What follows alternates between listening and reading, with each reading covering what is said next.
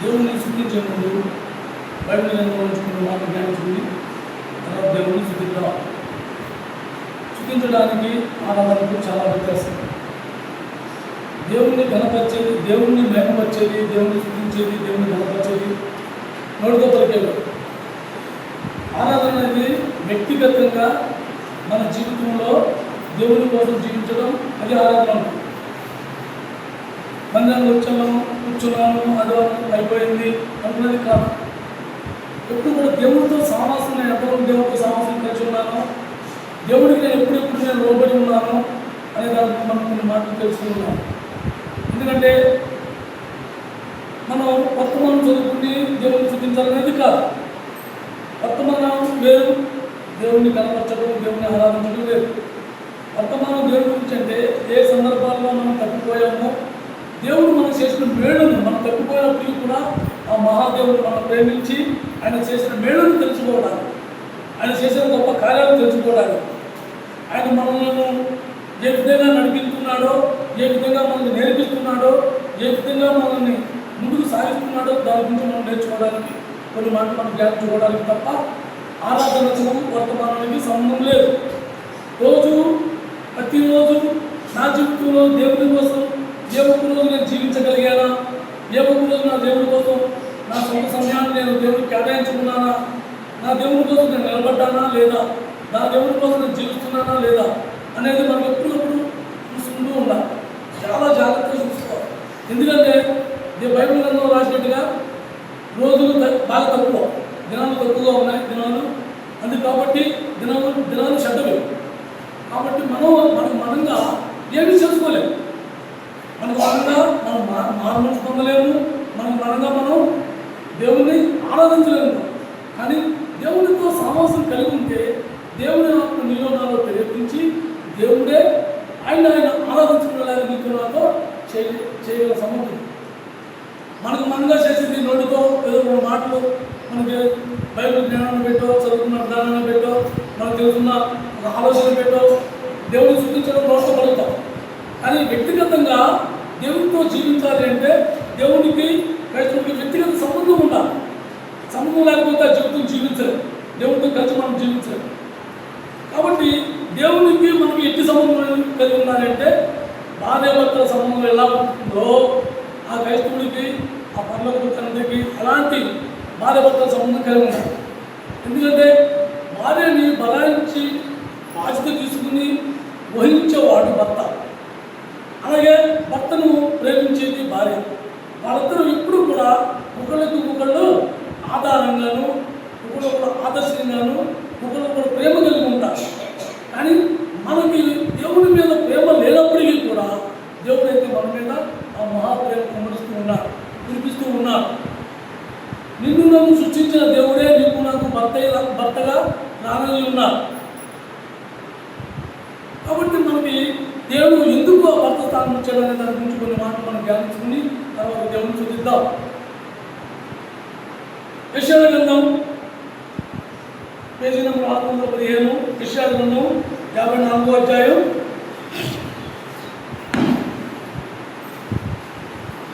యెషయా గ్రంథం 54వ అధ్యాయం పేజీ నెంబర్ 615, 5వ వచనం చదవమ్మా. 5వ వచనం, నిన్ను సృష్టించిన వాడు నీకు భర్త ఉన్నాడు, సైన్యములకు అధిపతకు యెహోవా అని ఆయనకు పేరు. ఇశ్రాయేలు యొక్క పరిశుద్ధ దేవుడు నీకు విమోచకుడు, సర్వలోకములకు దేవుడని ఆయనకు పేరు. మనం ఎవరిని ఆరాధిస్తున్నాము? సర్వలోకానికి ఆయన దేవుడై ఉన్నారు. అయితే ఆ దేవుడే భర్తగా నీకు నాకు భర్తగా ఉంటున్నాడు. భర్తగా ఆయన ఎందుకు ఎంచుకున్నాడు అని మనం చూసుకుంటే, ఒక భార్యని భర్త ఎలాంటి ప్రేమతో ప్రేమిస్తాడో అది మనందరికీ తెలిసిందే. ఇందులో మనందరికీ వారైపోయి తెలుగు ఉన్నారు. మనందరం కూడా భర్తతో ఎంతో అన్యోన్యంగా జీవితాలు సాగించిన వారు. ఆ భర్త ఆ భార్యకి ఏ ఆపద వచ్చినా, ఏ అక్కర వచ్చినా, ఏ అవసరత అయినా ఆ భర్త చూసుకుంటాడు. అలాగా అమ్మకు తండ్రి తన భర్తగా పోల్చుకుని ఆ మహాప్రేమను కుమ్మరించడానికి, ఆయన మహాప్రేమను చూపించడానికి నీకు నాకు పరలోకపు భర్తగా ఆయన రానై ఉన్నాడు. ఆ పరలోకపు భర్తకు మనం ఎప్పుడు కూడా మనం లోపడక ముందే ఆయన మనల్ని నియమించుకున్నాడు. మనం దేవుడికి లోపడక ముందే మనం నియమించుకున్నాడు. మనం దేవుడిని నమ్ముకున్న తర్వాత కానీ, అది బాప్టిజం తీసుకున్న తర్వాత కానీ, లేకపోతే మందిరంలో కూర్చున్న తర్వాత కానీ ఆయన మనల్ని ఏర్పరచుకోవాలి. భూమి పునాదులు వేయక ముందే మనం ఏర్పరచుకున్నాడు. మనకు భర్తగా రావాలని ఆయన కోరుకున్నాడు. ఆయన భర్త స్థానంలో ఉన్నాడు అంటే మనందరం ఎవరము భార్యలు. అంటే దేవుడి పట్ల మనకు ఎంతో ప్రేమ కలిగి ఉండాలి. కానీ మనకు ప్రేమ ఉన్నా లేకపోయినా, మనం దేవుడిని ప్రేమించకపోయినా దేవుడైతే మాత్రం మనం ప్రేమిస్తున్నాడు. మనం మంచివారమైనా, కొంచెం మనలో కనికరం ఉందనా, మనలో ప్రేమ ఉందనా, ఏమీ లేనప్పుడే మనం ప్రేమించాడు. ఇప్పుడు దేవుడు ఆయన ఆత్మను మనలో పెట్టినందువల్ల మనం కొంచెం నేర్చుకుంటూ, కొన్ని విడిచిపెట్టుకుంటూ మనం ముందుకు సాగుతున్నామే తప్ప ఒకదానికొకటి మనందరము కఠినమైన హృదయాలతో ఉన్నవారమే.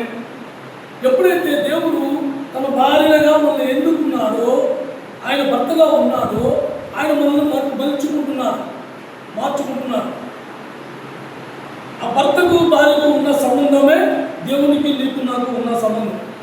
మనకు దేవునికి ఉన్న సంబంధం భార్య భర్తల సంబంధం ఎటువంటిదో అటువంటి సంబంధం మనకు కలిగి ఉండడమే దేవునికి ఆరాధన. ఏ విషయంలో తెలుసుకోండి, భార్య భర్తలు వాళ్ళ సొంత నిర్ణయాలు సొంతంగా వారిద్దరూ ఉన్నప్పుడే తీసుకుంటారు. కనీసం మన కన్ను పుట్టిన పిల్లలు ఉన్నప్పుడు కానీ, మనకు ఉన్న తల్లిదండ్రులు ఉన్నప్పుడు కానీ వాళ్ళ సొంత నిర్ణయాలు తీసుకోరు. వాళ్ళిద్దరూ ఏకాంతంగా ఉన్నప్పుడే వాళ్ళు నిజమైన నిర్ణయాలు తీసుకుంటారు. అలాగే దేవుడితో నీకు నేను అటువంటి సంబంధం కలిగి ఉన్నా. ఏదో ఆదివారం మందిరంలోకి వచ్చి నలుగురితో పాటు కూర్చుని 2 మాటలు వేసి 2 పాట పాడుకుని 2 పాటలు పాడుకుని వెళ్ళిపోయేది కాదు క్రైస్తవ జీవితం అనేది. దేవుడి కోసం ప్రతిక్షణం నిలబడుతున్నావా? దేవుడి కోసం నువ్వు నేను ప్రతిక్షణం ఆ ప్రేమను ఆమె గుర్తిస్తున్నాడు దేవుడు. ఆ ప్రేమను నేను అలాగే అనుభవించాలి అనే ఆశ మనం కలిగి ఉంటే దేవుడు మనకు ఎప్పుడు ప్రేమను చూపిస్తున్నాడు. నీకు కలిగి ఉన్నా కలిగి లేకపోయినా, నీకు ఆయన పట్ల ఆశ ఉన్నా లేకపోయినా నీవే మాత్రం ఆయన ప్రేమ ఎప్పుడు తగ్గిపోవాలి. ఎందుకంటే ఆయన భర్తగా ఉన్నాడు. ఏ భార్యని ఏ భర్త సులభంగా చూసుకోడు. ఇది ఫస్ట్ మనం తెలుసుకోవాలి, మనందరూ తెలుసు. అలాగే భార్య కూడా భర్తను సులభంగా చూడదు. అలాంటి ప్రేమ నీకు నాకు దేవుడు చూపిస్తున్నాడు. మనం అలాంటి స్థితిలో ఉన్నామో, మనం అలాంటి జీవితం జీవిస్తున్నామో, మనం ఎక్కడ ఉన్నవారేమో దేవుడు తెలుసునే మనం ప్రేమించాలి. మనం అన్ని విడిచిపెట్టిన తర్వాత, మనం మార్పులు పొందిన తర్వాత దేవుడు మనం ప్రేమించాలి. మన స్థితిగతులు వెలిగిన దేవుడు, మనల్ని తెలుసుకున్న దేవుడు, మనల్ని తెలుసుకుని మన పాప స్థితిలో మనం ఉన్నామని, మనం ఎవరో ప్రేమించాలని, మనం ఎవరో చారతీయని అని తెలుసు. అందుకే ఆయన మనల్ని ప్రేమించాలి. మనకి మానసికలో నువ్వు నేను జీవించినప్పుడు మనల్ని ప్రేమించాలి. మనల్ని ప్రేమించి ఆయన యొక్క సంఘముగా మనం కూర్చుకున్నాం. సంఘముగా మనందరినీ కూడా కూర్చుకున్నాం. ఆయన భర్తగా ఉన్నాడు. మనకు భర్తగా ఉండి మన పట్ల ఆయన ఉన్న బాధ్యత ఎవరికి ఉండదు. ఎఫెసీయులకు రాసిన పత్రిక 5వ అధ్యాయం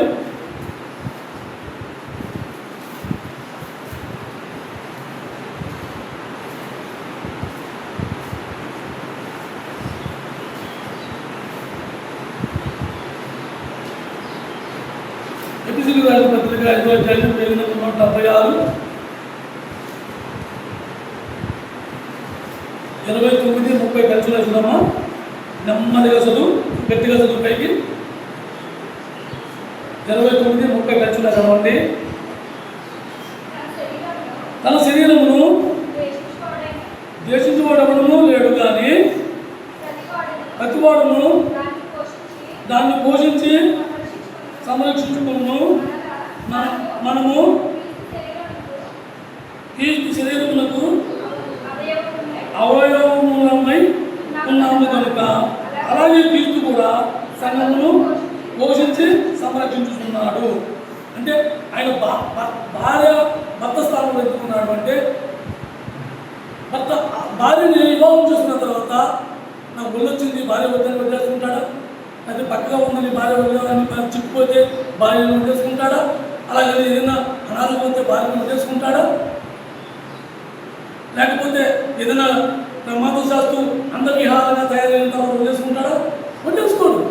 ఏ భార్య కూడా, ఏ భర్త కూడా తన భార్యని ఎలా ఉన్నా సరే ప్రేమిస్తారు. అలాగే భార్య కూడా భర్త ఎవరైనా సరే ఆ భార్య ఏం చేస్తూ ఉంటుంది?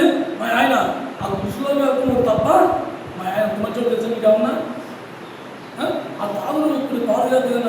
మా ఆయన్ని దేవుడితోనే పోచేస్తాను. మనం ఈ శరీరానికి ఒక శరీరం తన శరీరాన్ని తను ఎప్పుడు కూడా కించపరచుకోడు. నా శరీరాన్ని నేను కించపరుచుకున్నాను అంటే నా భార్య నేను కించపరుచుకున్నాను.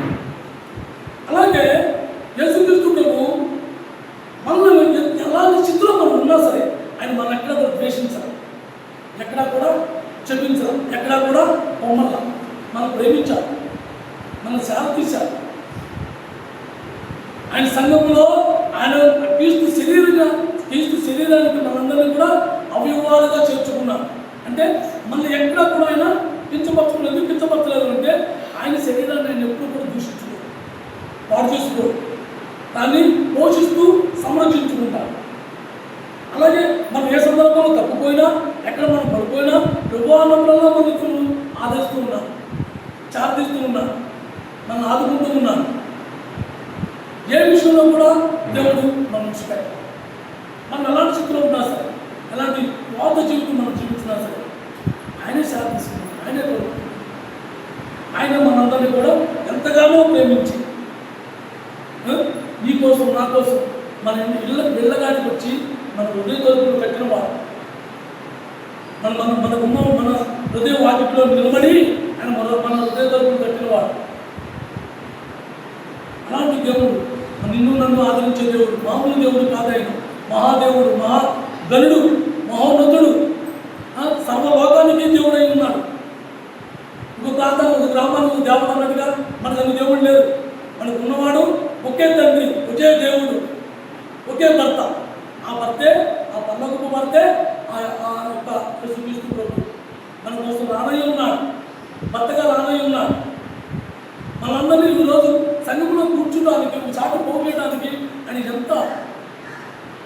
ఎన్నిసార్లు నీ హృదయ తలుపులు నా హృదయ తలుపులు కట్టుకుంటాడో, మనందరినీ వెలుగు చేస్తుంటాడో తెలుసా? పరమగీతంలో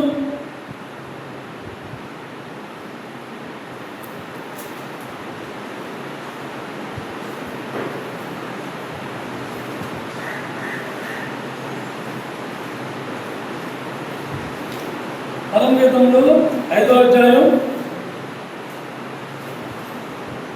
పేజీ నెంబర్ 565. 565.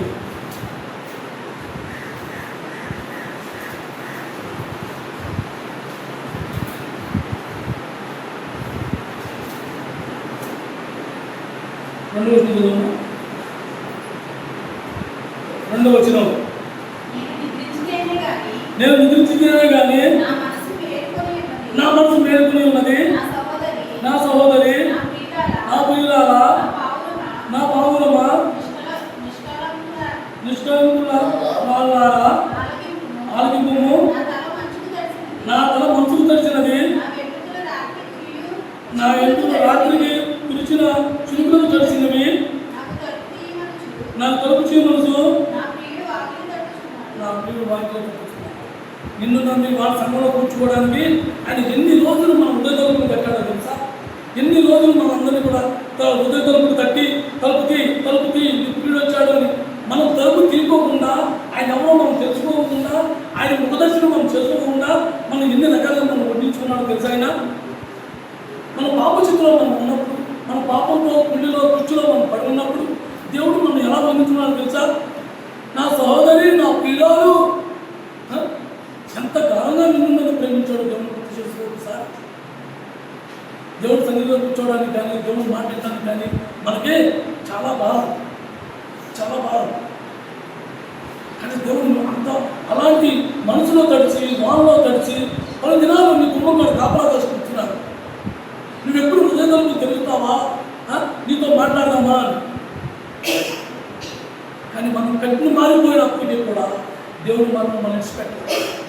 మన హృదయాలు కట్టిన మారిపోయి మన హృదయాలు బంధించేస్తున్నా కూడా దేవుడు ఎప్పుడు నేను పిలుస్తూనే ఉన్నాడు. ఏదో రూపంతో నీతో మాట్లాడుతూనే ఉన్నాడు, నేను పిలుస్తూనే ఉన్నాడు, నీ హృదయాలను తట్టుకునే ఉన్నాడు. ఆయన దేవాది దేవుడు అయింది మనసులో తడవాలా, సర్వోన్నతుడు సర్వాధికారి అయ్యింది ఆయన మౌనం తడవాలా. మన హృదయాలను తట్టుకున్నాకి నీ కోసం నా కోసం మన గుమ్మం చుట్టూ తిరుగుతున్నాడా?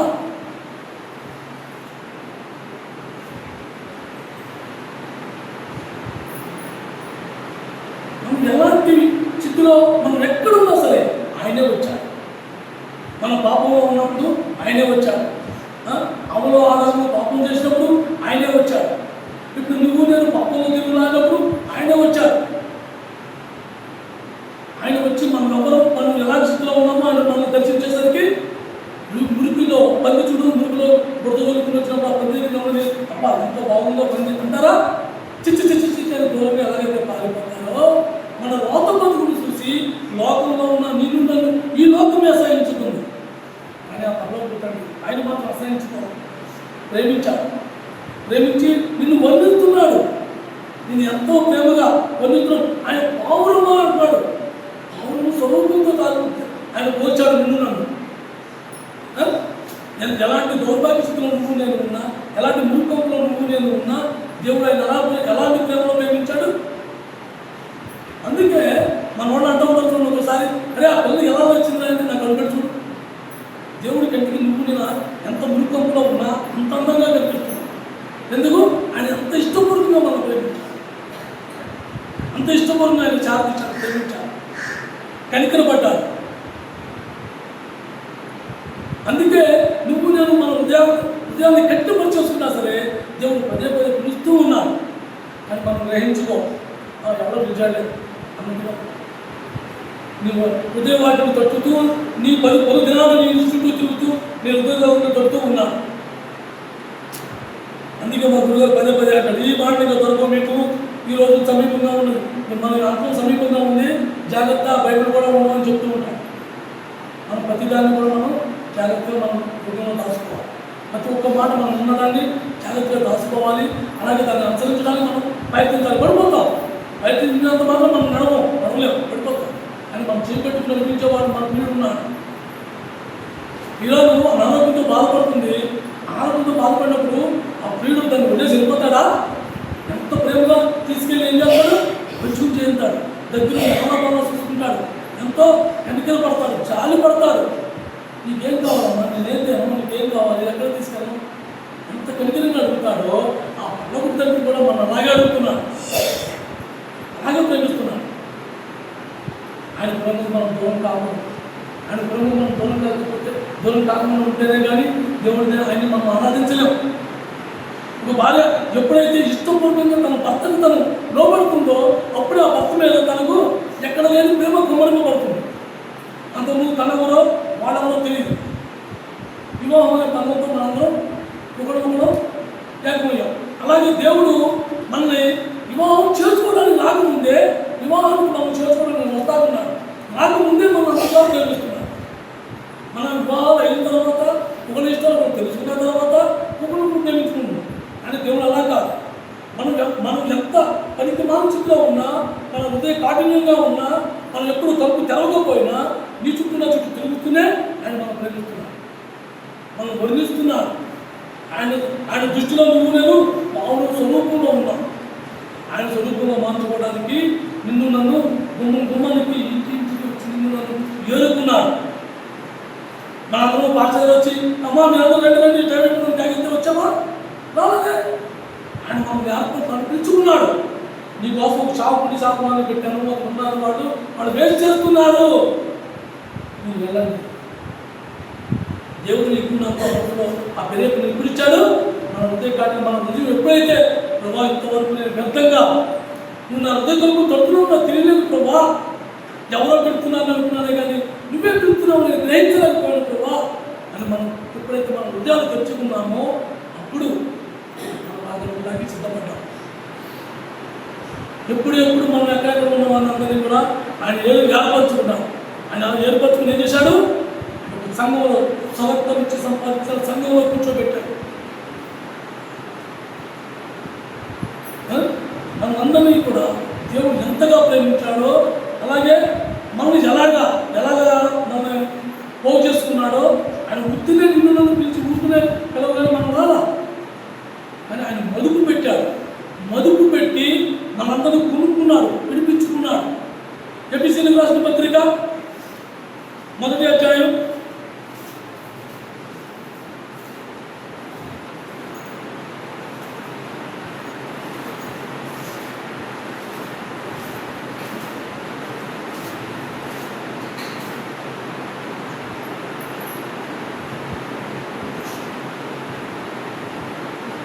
1వ అధ్యాయం 7వ వచనం.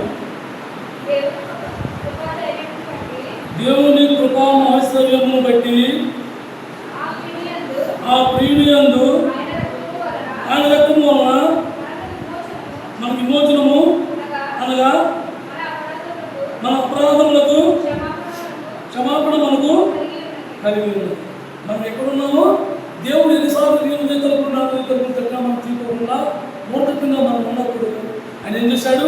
ఆ మహాదేవుడు ఆయన కృప నీ మీద నన్ను గమనించి ఆయన ప్రియుడై ఉండి ఆయన మన కోసం రక్తం దారపోసి మనల్ని కఠినత్వం నుంచి మనం విడిపించాడు. కఠినంగా మారిపోయిన మన జీవితాల్లో నుంచి పెద్ద సున్నితమైన మనసును పెట్టి నా ప్రభు సన్నిధికి వెళ్ళాలి, నా ప్రభు మాట్లాడతాడు, నా కోసం నా ప్రభు ఏడ్చి ఉన్నాడు, నా ప్రభు మాట నేను నిలగలగాలి అనే ఆశతో మనం పనులతో వచ్చేలా చేశాడు దేవుడు. మనం ఎక్కడ వారమో ఎవరికి తెలియదు, కానీ మనందరినీ కూడా ఆయన ఏర్పరచుకున్నాడు. ఒక్కొక్కరిగా పిలుచుకున్నాడు, అందరినీ చాలా తీసుకున్నాడు, అందరినీ కలగలుపుకున్నాడు. ఒక సంఘముగా ఆయన నియమించుకున్నాడు, ఒక సంఘముగా నియమించుకున్నాడు. మనమైతే అయితే మనం ఎలా ఉంటాము? ఒకరు వేషాలతోనూ భేదాలతోనూ ఉంటాం. కానీ ఇవాళ నీకున్న ఒక భేదము దేశము లేకుండా ఒకరు ప్రేమ కలుగుతున్నామంటే కారణం ఎవరు? ఆ ప్రేమామయుడే. ఆ ప్రేమను నీలో పెట్టిన మనని మనం ఒకరినొకరు ప్రేమించుకునే స్వభావం మనకు కలిగింది. ఆ ప్రేమమయుడు నీకున్న ఆ ప్రేమను కుమరించకపోతే, ఆ ప్రేమను మనం రుచి చూపించకపోతే, ఆ ప్రేమ మనం అనుభవించకపోతే పెద్దవారిని మనం ప్రేమను చూపించలేము. కాబట్టి మనందరినీ కూడా ఏర్పరచుకుని ఒకరిని ప్రేమ కలిగేలా చేశారు, ఒకరినొకరు ప్రేమించుకునేలా చేశారు. తీసుకెళ్ళి మనందరినీ కూడా ఆయన స్వత్వం నుంచి సంపాదించిన సంఘంలో కూర్చోబెట్టుకున్నాడు. అపోస్తల కార్యములు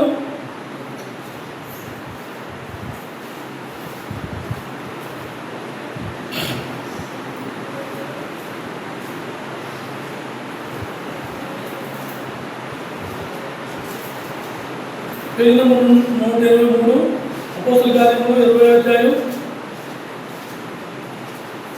123 పేజీ నెంబర్ 28వ వచనం చదువుతున్నా. 28వ వచనం. దేవుడు తన స్వరత్వం ఇచ్చి సంపాదించిన తన సంఘమును ఆయనకు పరిశుద్ధాత్మను దేవుని యందు అధ్యక్షులుగా ఉంచును. ఆ యావత్తు మందను గుచ్చియు మీ మధ్య మిమ్మును గుచ్చియు జాగ్రత్తగా ఉంటుంది. దేవుడు మనం ఎలాగైతే ప్రేమించాడో, ఆయన ప్రేమను పెట్టి మనం ఎలాగైతే ఒకసారి ఒక మందగా కూర్చాడో, మనమందరము మనమే జాగ్రత్తగా చూసుకోవాలి. ఎవరైనా పడిపోయినప్పుడు కానీ, ఎవరైనా ఏదైనా నష్టపోయినప్పుడు కానీ మన ముఖంలో ఆదరణగా ఉండాలి.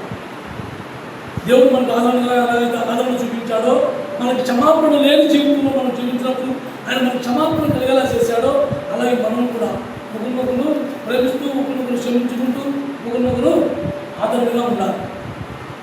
ఇది భార్యాభర్తల ప్రేమ. దేవుడు మనకు రుచి చూపించాడు. చూడండి, భార్య ఎక్కడైనా డబ్బు తగ్గినప్పుడు లేదా ఏదైనా పడిపోయినప్పుడు భర్త ఏం చేస్తాడు? ఎంత పరిగెత్తు వచ్చి పడిపోయావా అని ఎలాగైతే తీసుకుంటాడో, అలాగే దేవుడు లాగనుకుంటున్నాడు. అంటే మనం కూడా ఒకరిని అలాగే ప్రేమ కలిగి ఉండాలి. ఎవరి మీద ఎవరికి దేశాలు పాపాలు మనకు లేవు, కానీ ఆ అవసరం పెట్టి మనం కూడా ఆదరణగా ఉండాలి.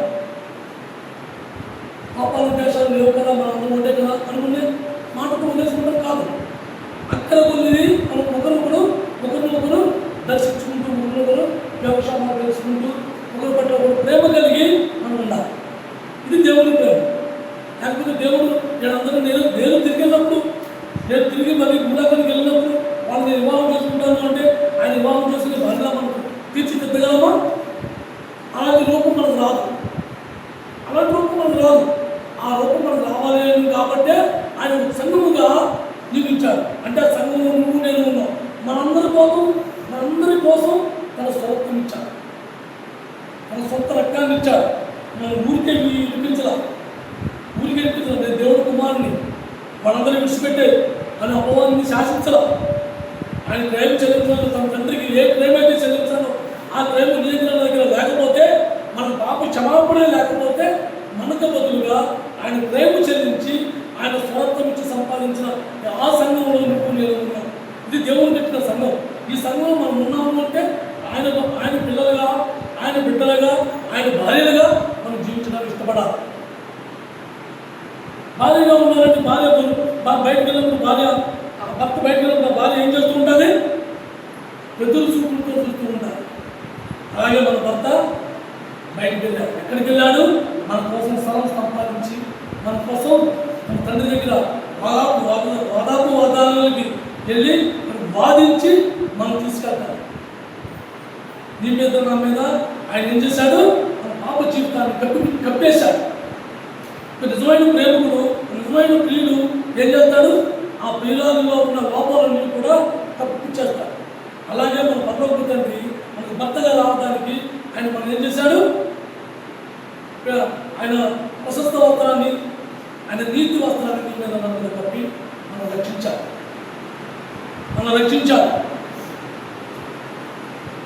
అందుకే ఆ మాట పౌలు సంఘం గురించి, క్రీస్తు గురించి రాస్తున్నాను అని రాశాడు. ఏమాట? ఎఫెసీయులకు రాసిన పత్రిక ఇదొకటి చదువుకుని దేవుని చూపిద్దాం.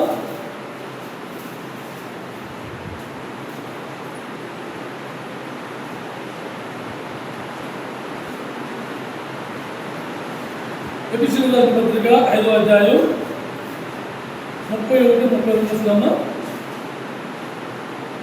30 చదువు ఫస్ట్. ఈ హేతువు చేత పురుషుడు తన తల్లిని విడిచి తన భార్యను హత్తుకున్నవారు వారిద్దరూ ఏక శరీరమై ఉందురు. ఈ మర్మము గొప్పది. అయితే 32 చదువు. అయితే నేను క్రీస్తుని గురించి సంఘమును గురించి చెప్పుతున్నాను. అంటే ఏంటి? మన గురించి, క్రీస్తు గురించి, నా గురించి, ప్రతి గురించి కాదు. ఇది మనందరం కలిసి సంఘంలో ఉన్నాం. మన అంటే ఈ సంఘం గురించి, ప్రభు గురించి. దేవుడు ఆ పరలోక యేసుక్రీస్తు ప్రభు ఏం చేశాడు? తన తండ్రిని విడిచిపెట్టుకున్నాడు, తనకు ఉన్న వాదాన్ని విడిచిపెట్టుకున్నాడు, తనకున్న అధికారాన్ని విడిచిపెట్టుకున్నాడు, తను యావత్తుని విడిచిపెట్టి రిక్తుడుగా వచ్చాడు. అంటే ఏమీ తెచ్చుకోవాలి, ఏమీ ఉంచుకోవాలి, అన్నీ విడిచిపెట్టేసుకున్నాడు, రిక్తుడిగా వచ్చాడు.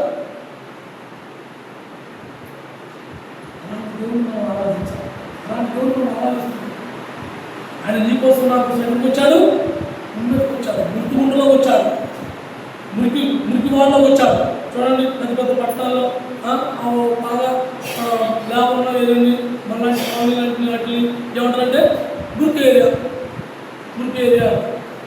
అలాగే మురికి ఏరియాకి ఆయన వచ్చాడు. మురికి ఏరియా ఈ భూలోకమే మురికి ఏరియా. అలాంటి ఏరియాలో నేను మురుకులో మురుకు వాడలో నేను మురుకువాడలోకి వచ్చి నన్ను శుభ్రపరిచి నీళ్ళు నేతలకు 4 చేతులకు తట్టి ఒకటిగా చేసి ఒక సంఘంలో కూర్చోబెట్టి మనందరినీ ఆయన వాక్యంతో ఉద్గస్థానం చేయించి పరిశుద్ధపరిచి ఇప్పుడు ఆయన నన్ను వివాహం చేసుకోవాలి. మనం కూడా ఇచ్చిపెట్టుకోవాలి. ఇప్పుడు భార్య భర్తను చేసుకుని ఏం చేస్తుంది? భర్త కూడా వస్తుందా రావట్లేదా? మన ప్రభుత్వం మనం ఎన్నో అంటే మనం కూడా ఇచ్చిపెట్టుకోవాలి ఉన్నాయి కదా, వాటిని మనం కూడా ఇచ్చిపెట్టుకోవాలి. మన స్వచ్ఛతాన్ని, ఈ లోకం అనే బంధత్వాన్ని, కొన్ని అవన్నీ మనకు తెలిసినవే. నేను ఖచ్చితంగా దాన్ని మళ్ళీ ఎవరితో టైం సరిపోతుంది, ఎందుకంటే చాలా క్లియర్ టైం రెడీ అయింది. ఇవన్నీ మనందరికీ తెలిసి మనం ఏమి ఇచ్చిపెట్టుకున్నది మనందరికీ తెలిసినలే, ఇవన్నీ మనం గ్యాల్చిన మాటలే. కానీ అది మనం విడిచిపెట్టుకుంటేనే ఆ క్రీస్తుకి నీకు నాకు, ఆ క్రీస్తుకి మనకు అన్యోన్య సహవాసం కుదురుతుంది. అన్యోన్య దంపతుల్లా ఉంటాం. మన శరీరకంగా ఒకరినొకరు కలపడానికి మనం పెళ్లి వివాహాలు చేసుకున్నాం. కానీ ఆయన ఎందుకు వివాహం చేసుకుంటున్నాడు? నిన్ను నన్ను పర్లోకంలో ఆయన రాజ్యంలో కూర్చోబెట్టుకుంటాడు. ఆయన రాజ్య నివాసులుగా చేసుకోవడానికి మన వివాహం చేసుకోవడం అనుకున్నాడు తప్ప ఇలాగ నాలుగు శరీరాన్ని ఆశించి కాదు. కాబట్టి మనం ఏం విడిచిపెట్టుకోవాలో వాటిని మనం గురించి మనం జాగ్రత్తగా ఒక్కొక్కటిగా విడిచిపెట్టుకుని దేవుని కోసం మనం ముందుగానే చిత్తపడుతూ ఉండాలి. ఎందుకంటే వచ్చిన తర్వాత టైం ఉండదు. ఆ బుద్ధిలో ఏం చేశారు? అయోగ్రమో మేము అంటే తలుపు తీసాడా ఇలా. అందుకనే అంటున్నాడు, నేను 10 రోజులు నీ కోసం వేచి ఉన్నా, నా తలకాయ తడిచిపోయింది, మనసులో నా తల తడిచిపోయింది, నీ హృదయ తలుపు తట్టా, నీ వాకిల్లో వచ్చి ఉంటున్నా, పిలుపుకి సమాధానం లేదు. ఆ పిలుపుకి మనం లోపడితేనే దేవుడికి ఆయన చెప్పే మాటలు మనం లోపడదాం. ఆ మాటలు మనం లోపడిన వాళ్ళమైతే మనం నేర్చుకుంటే ప్రయత్నిస్తూ ఉంటాం.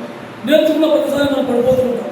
నేర్చుకున్న మాట విన్నామంటే మనం నేర్చుకున్న పరుగులు తీరు నెరవేరేది కాదని మనం పడిపోతూ ఉంటాం. కానీ దేవుడే తీసుకునేవాడు కాదు. మనం లేవనెత్తాడు, తీసుకుని మనం నిలబెట్టుకుని చేపట్టుకుని కూడా నడిపించే దేవుడు నిలుపుకున్నాడు. ఆయన భర్తగా వస్తున్నాడు కాబట్టి మనం చిత్తపాటు కలిగి ఉన్నాం.